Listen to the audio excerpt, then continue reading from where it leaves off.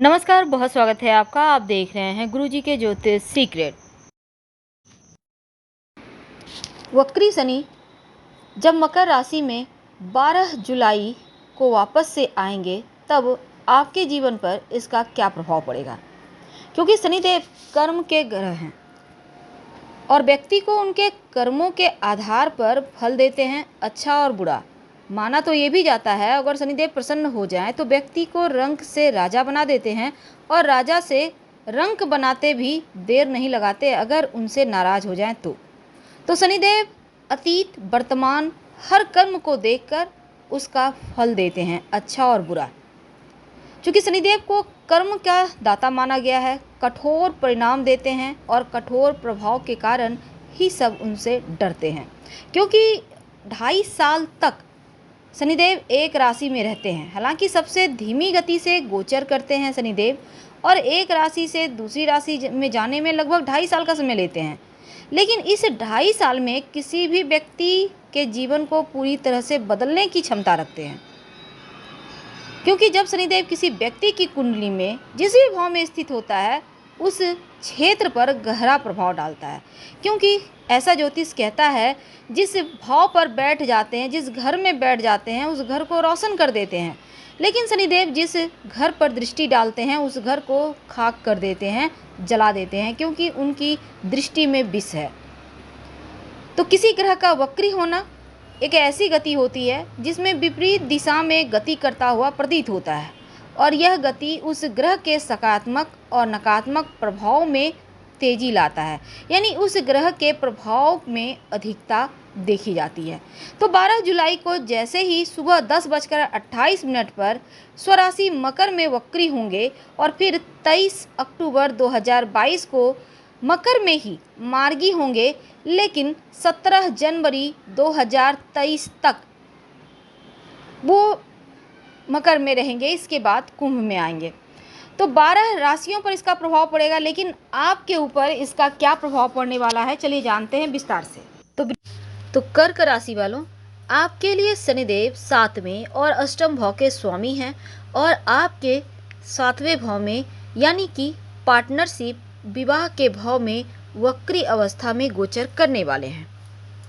तो जब विवाह भाव में वो गोचर करेंगे, तब आपके जीवन पर इसका क्या प्रभाव पड़ेगा। क्योंकि इस समय पॉजिटिव ये है कि अगर आप विवाह के लिए प्रतीक्षा कर रहे थे, तो 12 जुलाई से 17 जनवरी 2023 तक विवाह होने की प्रबल संभावना बनेगी। इस समय आप विवाह में बंधन में बंध जाएंगे, और शादी के बीच आने वाली हर परेशानियां, समस्याएं, बाधाएं समाप्त हो जाएगी। जो लोग वैवाहिक जीवन में हैं, उनके जीवन साथी के साथ अब सप्तम भाव में बैठे हैं शनिदेव वक्री अवस्था में, तो थोड़ा बहुत तनाव तो देंगे। घर की सुख शांति कहीं ना कहीं परेशान करेगी। हो सकता है आपका धैर्य टूट जाए, हर चीज में आप जल्दबाजी करने लगे, और क्या होगा फिर, आपके प्रयास से नकारात्मक परिणाम आपको मिलेंगे। तो इनसे आपको बचना होगा। लेकिन अगर हम आपके पेशेवर जीवन को देखें, पार्टनरशिप में कोई काम करते हैं तो छोटा मोटा तनाव की स्थिति है, लेकिन पार्टनर्स के साथ, साझेदार के साथ रिश्ते कहीं गड़बड़ ना हो जाए, इसका सीधा असर आपके छवि पर, आपके बिजनेस डील पर पड़ेगा। इसलिए आपको यहाँ ध्यान रखना है। पर जो लोग नौकरी करते हैं, नौकरी में स्थिरता बनाए रखें, और हालांकि यहाँ पर मेहनत करनी होगी, लेकिन आपकी वर्किंग स्किल पर सवाल उठ सकता है। कार्यस्थल पर आपकी छवि प्रभावित हो सकती है, इसका भी ध्यान रखना चाहिए। स्वास्थ्य की बात करें तो पुरानी बीमारी एक बार फिर से कहीं परेशान ना करे, तो ऐसे में आप अपने स्वास्थ्य का ध्यान रखें। बेहतर होगा कि आप अपना ख्याल खुद से रखें, तो आपके लिए अच्छा होगा। अब थोड़ा और अगर आगे बढ़े, देखिए 2022 में 2 बार वो राशि परिवर्तन करेंगे। पहली बार तो वो 29 अप्रैल को कुंभ राशि में आए, और 12 जुलाई को वो वक्री अवस्था में आ रहे हैं, उल्टी गति से चलते हुए शनिदेव मकर राशि में। अब देखिए, आपके ऊपर 29 अप्रैल से 12 जुलाई के बीच जब वो कुंभ में थे, आपके अष्टम भाव में थे, तो आपके ऊपर ढैया चल रही थी। लेकिन 12 जुलाई से 17 जनवरी तक जब वो मकर राशि में रहेंगे, आपके सप्तम स्थान पे रहेंगे, तो आपकी ढैया यहाँ पर गौन हो जाएगी। आपके ऊपर ढैया का प्रभाव बिल्कुल नहीं रहेगा। तो 17 जनवरी 2023 के बाद फिर से वो जब कुंभ में आएंगे, तब एक बार फिर से आपकी ढैया चलनी शुरू हो जाएगी। तो तो आपके जीवन पर इसका क्या प्रभाव पड़ने वाला है? क्योंकि ज्योतिष में नवग्रहों में शनिदेव न्याय के देव हैं, कर्म के देव हैं, और माना जाता है शनिदेव जिस व्यक्ति पर प्रसन्न हो जाते हैं उसको रंग से राजा बना देते हैं, और जिन पर उनकी क्रूर दृष्टि पड़ती है उस व्यक्ति की मुश्किलें बढ़ा देते हैं।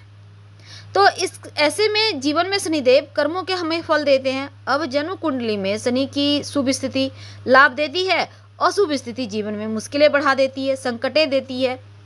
तो शनिदेव को हर कोई चाहता है शांत रखना। ऐसे में शनिदेव की कृपा पाने की भी आपको चाहत है, क्योंकि शनिदेव अगर नाराज हो जाए तो जीवन में धन की कमी लाते हैं, धन हानि करवाते हैं, बिजनेस में दिक्कतें देते हैं, दाम्पत्य जीवन में परेशानी देते हैं, जमा पूंजी नष्ट करवा देते हैं, और खासकर जब ढैया चले तो मुश्किलें बढ़ जाती है।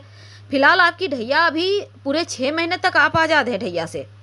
तो इस बीच जो भी आपको कार्य करने आराम से आप कर सकते हैं, क्योंकि वैदिक ज्योतिष में शनिदेव मंद गति से चलते हैं ना, इसलिए लंबे समय तक आपको यहाँ पर इसका फल मिलेगा।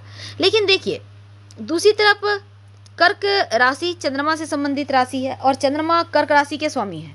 चंद्रमा और शनि की आपस में मित्रता नहीं है, लेकिन जब वो कुंडली में शनि और चंद्र एक साथ बैठ जाए तो ग्रहों का कॉम्बिनेशन ही इस तरह से कुछ बनता है कि विष दोष बन जाता है। तो चंद्रमा मन का कारक भी होते हैं, और जो विष दोष बनता है कई बार व्यक्ति को मानसिक बेचैनी, टेंशन, एंजाइटी फील होने लगती है। कर्क राशि के लिए शनि मार्केस भी है, तो ऐसे में 7वें 8वें भाव के स्वामी है, और शनिदेव कर्क राशि वालों के सप्तम भाव में गोचर करेंगे, तो वैवाहिक जीवन में थोड़ा बहुत अनिश्चितता का भाव रहेगा। जीवन साथी के साथ आपके संबंध बहुत बढ़िया नहीं दिखते।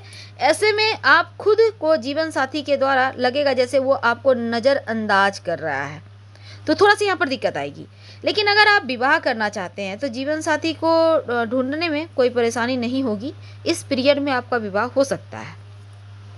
अब दूसरी तरफ देखिए, अगर हम देखिए शनिदेव आपकी कुंडली के सप्तम भाव में है, और उनकी जो दृष्टि है आपके सप्तम भाव में बैठकर 9वें भाव, लग्न और चौथे भाव पर है। तो इन सभी भावों को शनिदेव प्रभावित कर रहे हैं। अब ऐसे में क्या होगा, शनिदेव 12 जुलाई से आपके जो यहाँ पर सप्तम भाव में बैठे हैं और 7वें भाव में गोचर करने से आपके जीवन में जो भी मुश्किलें थी वो थोड़े से यहाँ पर भड़काएंगे, लेकिन आप बहुत मामलों में आप यहाँ पर सेफ बच जाएंगे। तो ऐसे में शनिवार के दिन आप गरीब व्यक्तियों को जूते चप्पल का दान कर सकते हैं, किसी गरीब लोगों को खाने पीने की वस्तु दान करें, इससे भी आपके लिए अच्छा होगा, और किसी का अपमान ना करें। संभव हो तो ओम संसृचाय नमः का खूब जप करें, आपकी मुश्किलें समाप्त हो जाएगी, मुश्किलें कम हो जाएगी। तो फिलहाल हम आपसे विदा लेते हैं। जानकारी अच्छी लगे तो लाइक कर सब्सक्राइब करें, अपनों से शेयर करें, और ज़्यादा जानकारी के लिए आप हमारे वेबसाइट पर आ सकते हैं। धन्यवाद।